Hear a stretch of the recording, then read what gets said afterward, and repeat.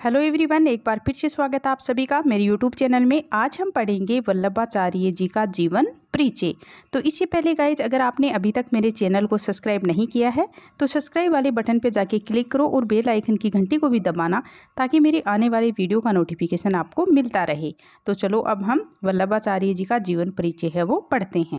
पूरा नाम है वल्लभाचार्य। जन्म हुआ संवत 1530, मृत्यु संवत 1588। संतान 2 हैं, 2 पुत्र हैं, गोपीनाथ और विठलनाथ। कर्मभूमि है ब्रज। प्रसिद्धि है पुष्टि मार्ग के प्रणेता। विशेष योगदान है इनका शुद्धाद्वैत के संदर्भ में वल्लभाचार्य द्वारा भागवत पर चरित सुबोधिनी टीका का महत्व बहुत ही अधिक है। नागरिकता है भारतीय। संबंधित लेख हैं अद्वैतवाद, वल्लभ संप्रदाय और ब्रह्मा सूत्र। अन्य जानकारी। वल्लभाचार्य ने दार्शनिक समस्याओं के समाधान में अनुमान को अनुपयुक्त मानकर शब्द प्रमाण को वरीयता दी है। जीवन परिचय। वल्लभाचार्य जी विष्णु स्वामी संप्रदाय की परंपरा में एक स्वतंत्र भक्ति पंथ के प्रतिष्ठा, शुद्धाद्वैत दार्शनिक सिद्धांत के समर्थक, प्रचारक और भगवत अनुग्रह प्रधान एवं भक्ति सेवा संबंध पुष्टि मार्ग के प्रवर्तक थे।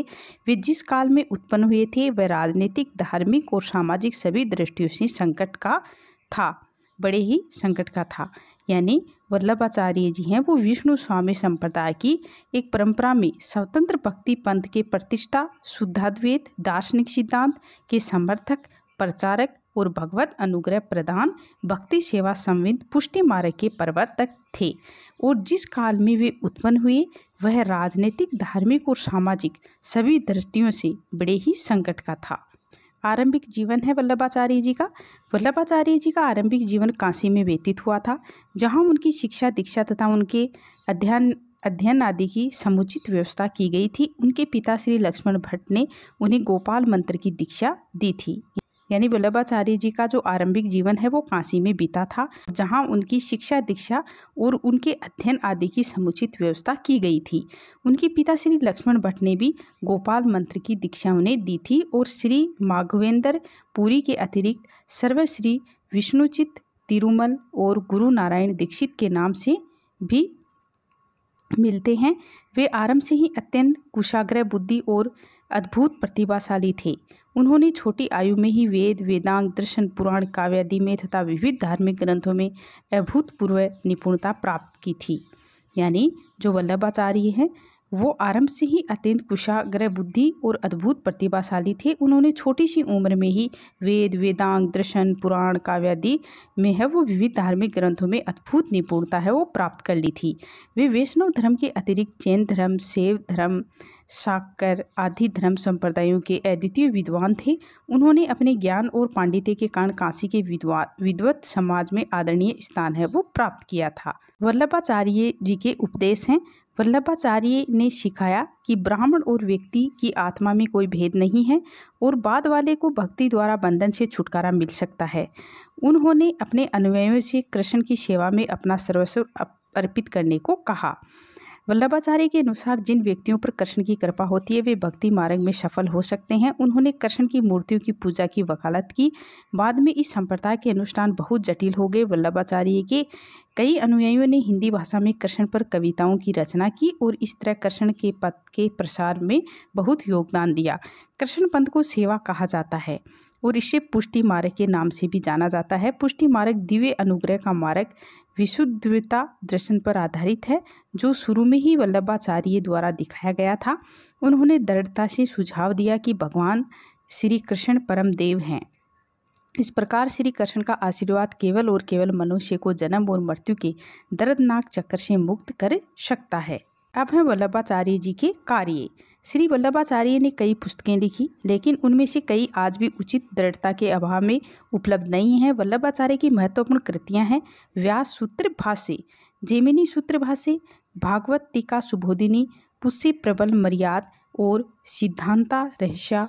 ये सभी पुस्तकें संस्कृत में हैं। वल्लभाचार्य ने ब्रज भाषा में भी कई पुस्तकें लिखी है। वल्लभाचार्य ने अपने अंतिम दिन वाराणसी में गुजारे। श्री वल्लभाचार्य ने वर्ष 1531 में अंतिम सांस ली थी। पुष्टि मार्ग यानी भक्ति के क्षेत्र में महाप्रभु श्री वल्लभाचार्य जी का साधन मार्ग पुष्टि मार्ग कहलाता है। पुष्टि मार्ग के अनुसार सेवा 2 प्रकार से होती है, नाम सेवा और स्वरूप सेवा। स्वरूप सेवा भी 3 प्रकार की होती है, तनुजा, वितजा और मानसी। मानसी सेवा के 2 प्रकार होते हैं, मर्यादा मार्गीय और पुष्टि मार्गीय। मर्यादा मार्गीय मानसी सेवा पद्धति का आचरण करने वाला साधक जहाँ अपनी ममता और अहं को देर करता है, वहाँ पुष्टि मार्गीय मानसी सेवा पद्धति वाला साधक अपने शुद्ध प्रेम के द्वारा श्री कृष्ण भक्ति में लीन हो जाता है और उनके अनुग्रह से सहज में ही अपनी वांछित वस्तु प्राप्त कर लेता है। अब भक्ति आंदोलन। भक्ति आंदोलन मध्यकालीन भारत का सांस्कृतिक इतिहास में एक महत्वपूर्ण पड़ाव था। इस काल में सामाजिक धार्मिक सुधार की धारा द्वारा समाज विभिन्न तरह के भगवान की भक्ति का प्रचार प्रसार किया गया। यह एक मौन क्रांति थी। यह अभियान हिंदुओं, मुस्लिमों और सिखों द्वारा भारतीय उपमहाद्वीप में भगवान की पूजा के साथ जुड़े रीति रिवाजों के लिए उत्तरदायी था। उदाहरण के लिए हिंदू मंदिरों में कीर्तन, दरगाह में कव्वाली मुसलमानों के द्वारा और गुरुद्वारे में गुरबानी का गायन, ये सभी मध्यकालीन इतिहास में 800 से 1700 भारतीय भक्ति आंदोलन से उत्पन्न हुए हैं। यानी भक्ति आंदोलन मध्यकालीन भारत का जो सांस्कृतिक इतिहास है वह एक महत्वपूर्ण पड़ाव था और इस काल में सामाजिक धार्मिक सुधारों की जो धारा है के द्वारा समाज के विभिन्न तरह से भगवान की भक्ति का प्रचार प्रसार है वो किया गया और यह एक मौन क्रांति थी। ये अभियान हिंदुओं और मुसलमानों और सिखों के द्वारा भारतीय उपमहाद्वीपों में भगवान की पूजा के साथ जुड़े रीति रिवाजों के लिए उत्तरदायी था। यानी इसके उदाहरण से हम देख सकते हैं कि हिंदू मंदिरों में कीर्तन, दरगाह में कव्वाली मुस्लिमों के द्वारा होती थी और गुरुद्वारे में गुरबानी का गायन, ये सभी है वो मध्यकालीन इतिहास में 800 से 17 भारतीय भक्ति आंदोलन में उत्पन्न हुए थे।